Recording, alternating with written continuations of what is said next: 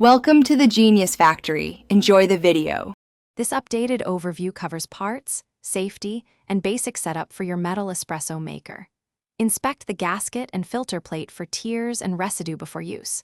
Fill the lower chamber to the safety valve level without covering the valve.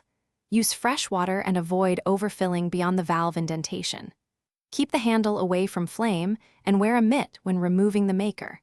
Never leave the maker unattended on high heat during extraction.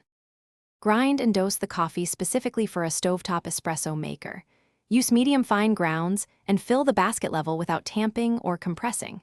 For dosing, use roughly 7 grams per demitasse as a starting reference. Adjust dose by 1 to 2 grams to refine strength.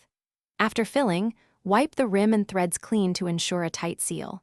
Screw the top and bottom together evenly without cross-threading to prevent leaks and ensure safe pressure. Set the metal espresso maker on low to medium heat and monitor closely during brewing.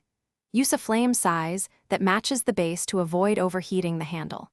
Expect extraction to finish in about 4 to 5 minutes depending on heat and dose.